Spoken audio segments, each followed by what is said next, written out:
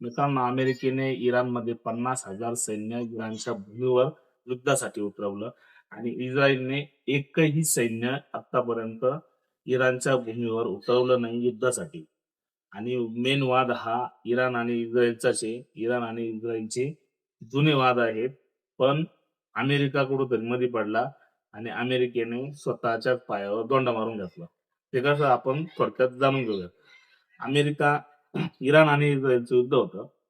हे जुनं युद्ध आहे आणि या युद्धात इस्रायलकडून अमेरिकेला थोडीशी लालू दिली जाते, की अ, जसं व्हेनेझुएलाला अमेरिकेने ताब्यात घेतलं, तसंच इराणला पण ताब्यात घेतलं, तर उद्या अ, जागतिक स्तरावर जे ऑइलचे रेट आहे किंवा ऑइल जे आहे, कच्चं तेल आहे, त्या कच्च्या तेलावर इनडायरेक्टली अमेरिकेचा कंट्रोल असेल आणि या कंट्रोलमधून अमेरिका मजबूत पैसे कमवू शकते आणि सध्या तरी अमेरिका कर्जात डुबलेला आहे. त्याच्यामुळे अमेरिकेला पण अपॉर्च्युनिटी वाटली आणि अमेरिकेने त्या हिशोबाने इस्रायलला साथ देऊन हे युद्ध लढण्यासाठी भूमिका बजावली.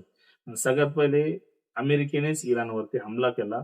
त्यानंतर इस्रायलने केला आणि त्यानंतर इराणने प्रत्युत्तर म्हणून अमेरिकेने ज्या मुस्लिम देशांच्या एअरबेसेसवरून हमला केला म्हणजे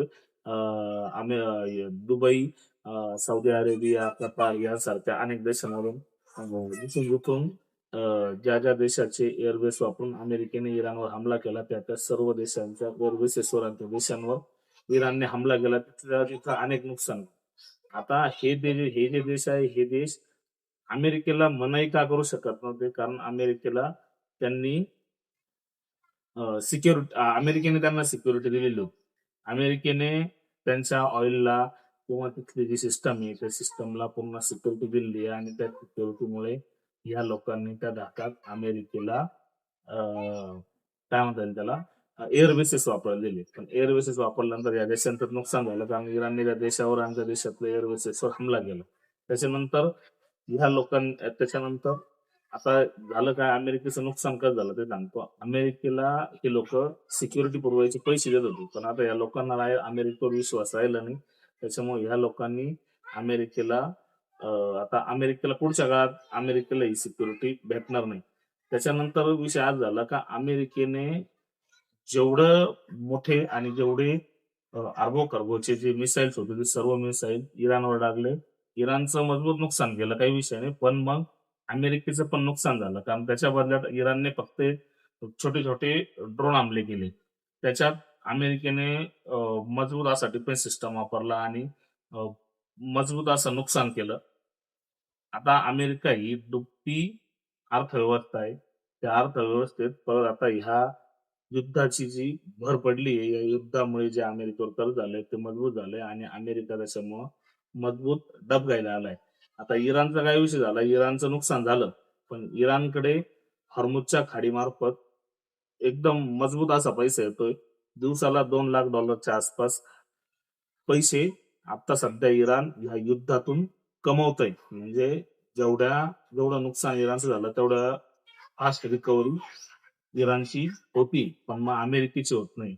याच्यात काय झालं, इस्रायलने अमेरिकेच्या खांद्यावर बंदूक ठेवून गोळी मारली.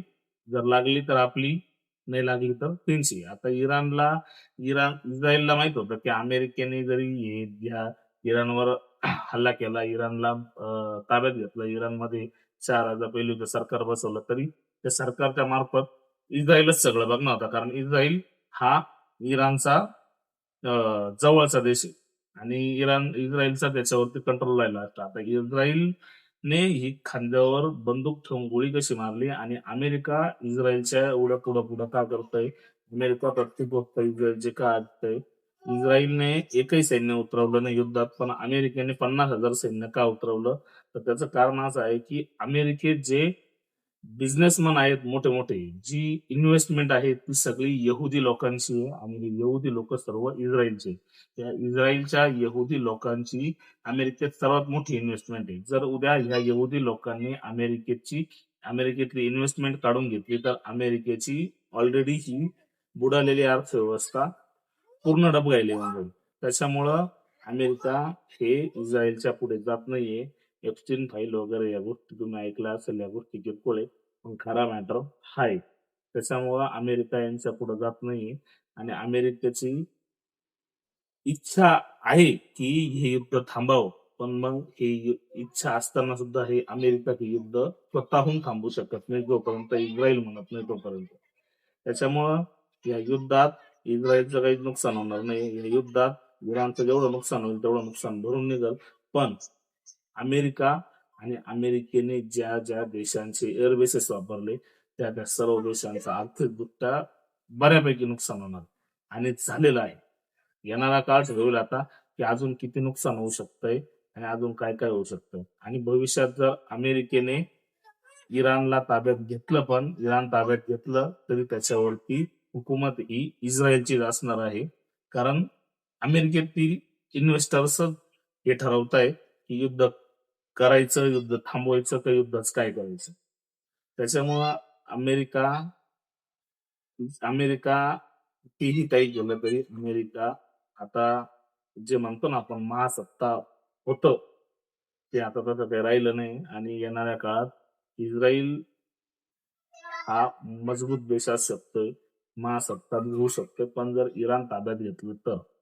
कारण आता इराण सोबत पण रशिया आणि चायना आलेलं आहे आणि इराणने आता सध्या हॉर्मुझच्या खाडीतून जेवढे जहाज पास होत आहे कच्च्या तेलाची एलपीजीचे त्या त्या त्या जहाजांवर जो टॅक्स लावलाय तो टॅक्स आता इराणने चिनी रुपयांमध्ये सुद्धा ऍक्सेप्ट करायला सुरुवात केली. त्याच्यामुळे डॉलर सुद्धा आता दिवसेंदिवस कमजोर होत चाललाय आणि अमेरिकेचा लवकर नायनाट होईल असं दिसायला लागलं. अमेरिकेचे लोक आता 80 लाख लोक आता रस्त्यावर उतरले डोनाल्ड ट्रम्प सरकारच्या विरोधात घोषणा देत आहे. त्याच्यामुळे अमेरिकेची परिस्थिती सध्या खूप भयंकर आहे आणि येणाऱ्या काळात सुद्धा भयंकर होईल. अमेरिकेने असं समजा की अमेरिका ही बेगानी साधीना अब्दुल्ला दिवान म्हणून आता सध्या हे काम करत आहे. व्हिडिओ कसा वाटला कॉमेंट सेक्शन मध्ये कॉमेंट करून नक्की कळवा आणि काही चुकला असेल तर कॉमेंट मध्ये सुचवा. जय हिंद, जय महाराष्ट्र.